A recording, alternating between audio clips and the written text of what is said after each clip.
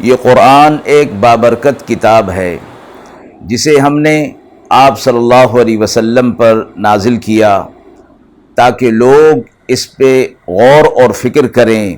اور تاکہ اہل فہم اس سے نصیحت حاصل کریں۔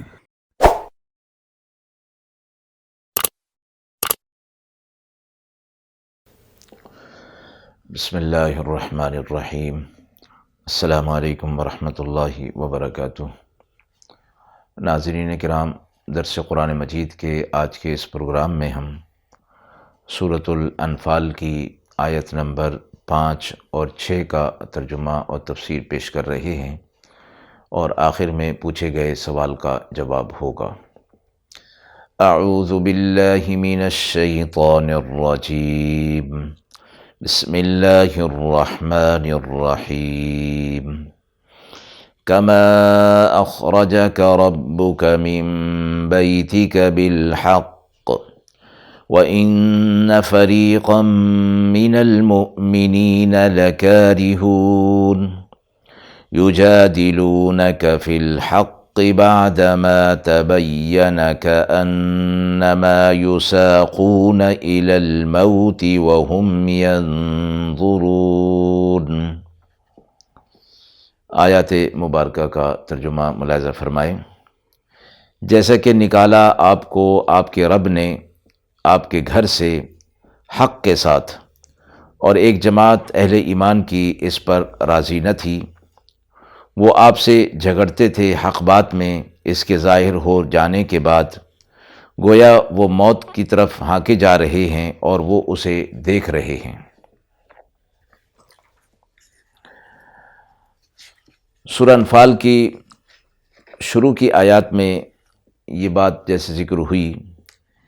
کہ اس کے زیادہ تر مضامین کفار اور مشرکین پر عذاب اور انتقام اور مسلمانوں کے لیے انعام اور احسانات کا ذکر ہے اور اس کے متعلق ہیں، اور ان دونوں کے درمیان میں جو عبرت نصیحت جو احکامات بیان ہوئے ہیں ان کا تذکرہ ہے۔ اور موجودہ آیات جو ابھی تلاوت ہوئی ہیں اس میں اس بات کا تفصیل کے ساتھ ذکر موجود ہے کہ مسلمانوں کو بدر کے موقع پر آپ صلی اللہ علیہ وسلم نے جو جہاد کے لیے فرمایا تھا، ان کے لیے اس اقدام کو پورا کرنا مشکل نظر آ رہا تھا، اور آپ صلی اللہ علیہ وسلم پر ایمان، اللہ تعالیٰ پر ایمان کی وجہ سے جہاد کے حکم کو ناپسند کرنے والے بھی ساتھ تو ہو گئے تھے، لیکن قرآن مجید نے یہاں یہ ان کے لیے فرمایا کہ وہ اس بات کو گویا ایسے سمجھ رہے تھے کہ جیسا کہ انہیں موت کی طرف بھیجا جا رہا ہے، اور وہ اس کے لیے دل سے تیار نہ تھے، اگرچہ بعد میں آپ صلی اللہ علیہ وسلم کی ترغیب پر وہ تیار ہو گئے تھے۔ ابتدا سے اللہ کی طرف سے یہ فرمایا گیا آپ صلی اللہ علیہ وسلم سے کہ جیسا کہ آپ کے رب نے آپ کو آپ کے گھر سے حق کے ساتھ نکالا، یعنی اس کام کے لیے، غزوہ بدر کے لیے، اور یہاں کما کا لفظ جو ہے وہ تشبیہ کے لیے استعمال کیا جاتا ہے، تو مفسرین نے اس کی مختلف توجیہات بیان کی ہیں کہ یہ تشبیہ کس معنی میں دی جا رہی ہے۔ پہلی بات یہ کی گئی کہ اس تشبیہ سے مقصد یہ بیان کرنا ہے کہ جس طرح غزوہ بدر کے مال تقسیم کے وقت صحابہ کرام کے آپس میں کچھ اختلاف رائے ہو گیا تھا، پھر اللہ تعالیٰ کے حکم کے تحت سب نے آپ صلی اللہ علیہ وسلم کی حکم کی تعمیل کر لی کہ اس تقسیم کو اللہ اور اس کے رسول صلی اللہ علیہ وسلم کے سپرد جو کر دیا گیا تھا اس کو انہوں نے تسلیم کر لیا۔ تو اس کے بعد اس کی برکات اور نتائج جب سامنے آ گئے تو وہ سمجھ گئے کہ اللہ کا حکم ہر لحاظ سے حکمت والا ہوتا ہے۔ اسی طرح اس جہاد میں آپ صلی اللہ علیہ وسلم کے حکم کی تعمیل اور اس کی برکات اور اچھے نتائج کا ظہور بھی سامنے آئے گا۔ اس لیے بظاہر جو ہے وہ کچھ لوگوں کو اس پر ناپسندیدگی ہو رہی تھی اور دل کے اندر تنگی محسوس کر رہے تھے، اور پھر جب اللہ رب العزت کے حکم کے تحت انہوں نے اطاعت کو قبول کر لیا تو پھر اس کے اعلیٰ فوائد اور ثمرات کا بھی انہوں نے مشاہدہ کر لیا۔ دوسرا احتمال اور دوسری تشبیہ اس آیت سے یہ فرمایا گیا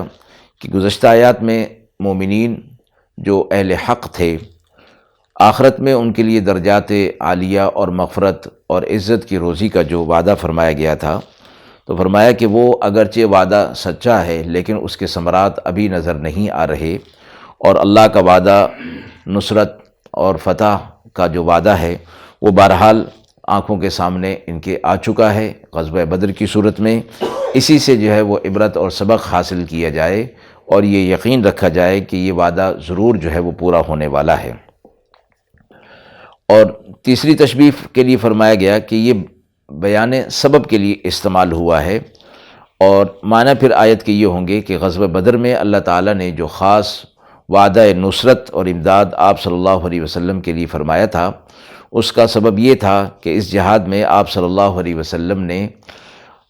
اور کسی اور نے اپنی خواہش اور رائے کو اختیار نہیں کیا تھا، بلکہ خالص اللہ رب العزت کا حکم اور امر تھا، اور اس کے تابع ہو کر آپ اور آپ کے ساتھ اصحاب اپنے گھر سے نکلے، اور اطاعت حق کا یہی نتیجہ ہوتا ہے کہ اس کے نتیجے میں اللہ تعالیٰ کی امداد اور نصرت ان کے ساتھ ہو جاتی ہے۔ اور فرمایا گیا مفسرین نے کہ یہاں یہ تینوں معنی جو ہے وہ ممکنات میں سے ہیں، اور اللہ تعالیٰ جب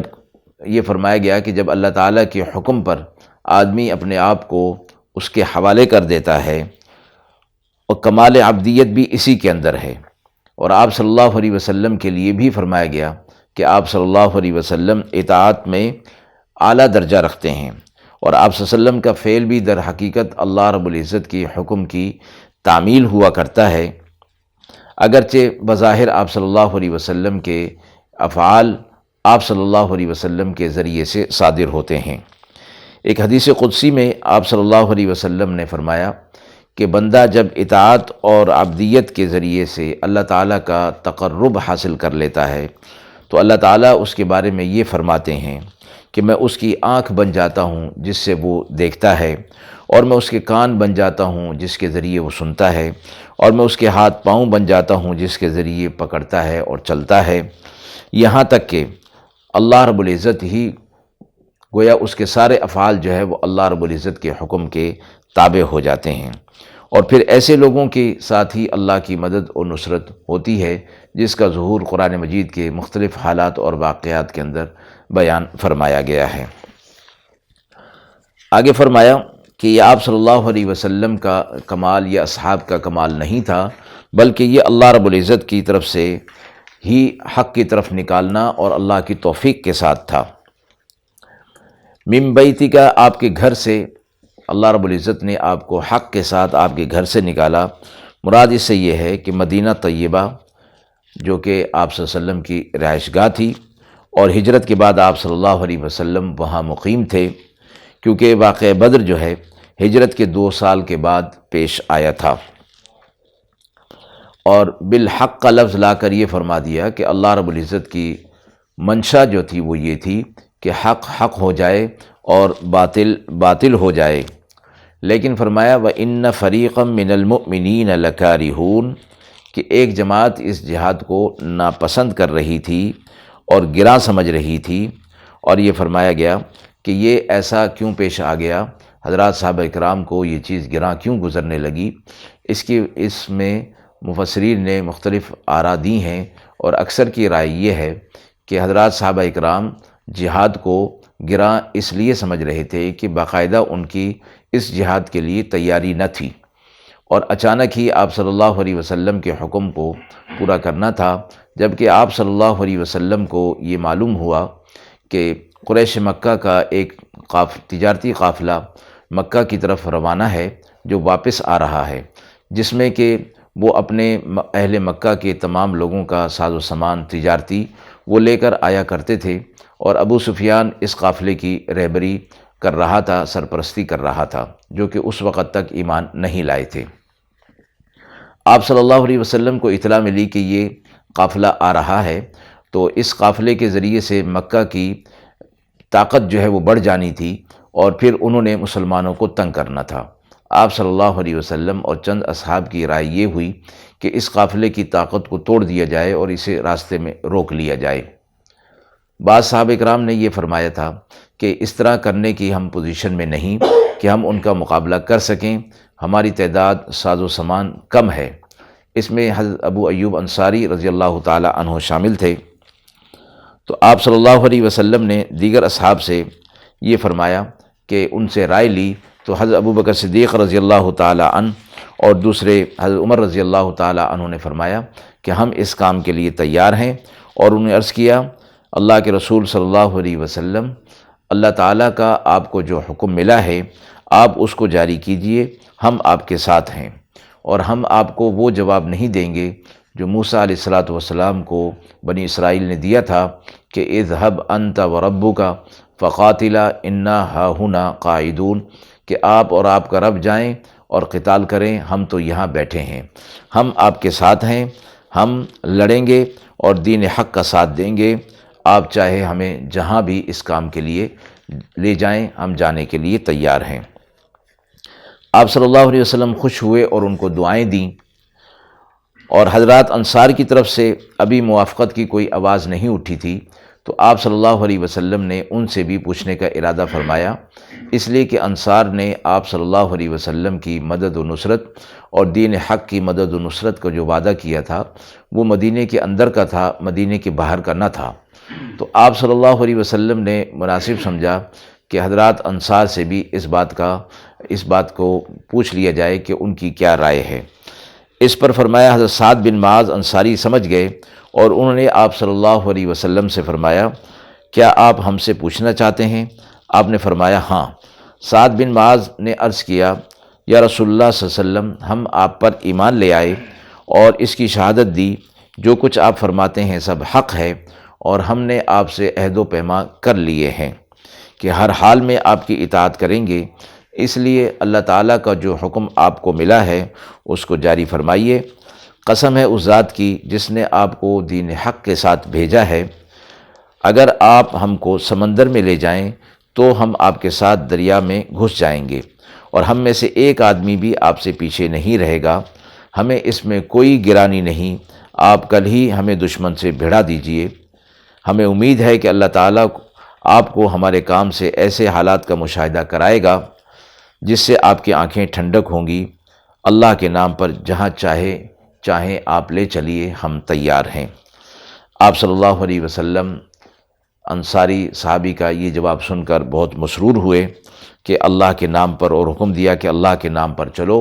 اور خوشخبری سنائی کہ اللہ تعالیٰ نے مجھ سے یہ وعدہ فرمایا ہے کہ دونوں جماعت میں سے ایک جماعت پر ضرور غلبہ حاصل ہوگا۔ اب یہ دونوں جماعتیں کون سی تھیں؟ ایک تو وہی تجارتی لشکر، تجارتی قافلہ جو کہ مکہ کی طرف روانہ تھا، دوسرا یہ کہ اس قافلے کو بھی یہ اطلاع ہو گئی تھی کہ مسلمان ان کا راستہ روکنے کی کوشش کریں گے، تو انہوں نے اپنے ایک آدمی کو مکہ بھیج دیا اور وہاں سے اپنے لیے کمک جو ہے وہ طلب کر لی، اور مکہ میں جب اطلاع پہنچ گئی تو سب تیار ہو گئے، اور 1000 کا لشکر کفار نے تیار کر لیا۔ اور اس میں یہ فرمایا گیا کہ انہوں نے ساز و سامان بھی ساتھ تھا،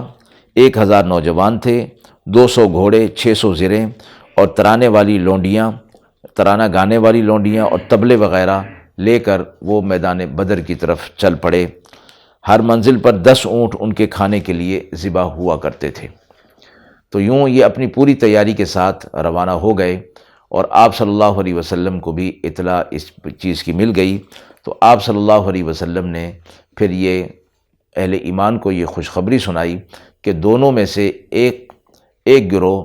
اللہ رب العزت کی طرف سے اس پر مسلمانوں کو غلبہ حاصل ہو جائے گا۔ اور آگے فرمایا کہ یہ لوگ آپ سے اس معاملے میں جو جھگڑ رہے تھے، حق ظاہر ہو گیا تھا، اور انہیں ایسا معلوم ہو رہا تھا کہ گویا وہ موت کی طرف جا رہے ہیں،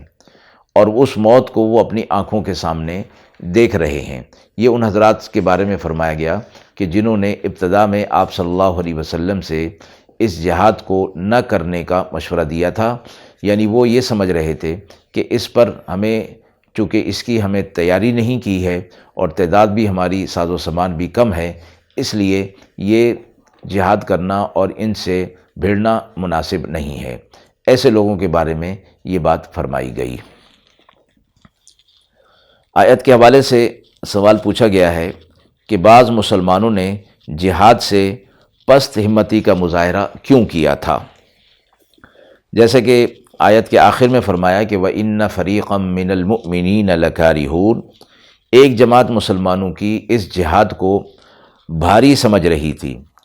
اس میں اشارہ اس کی طرف دیا گیا کہ انہوں نے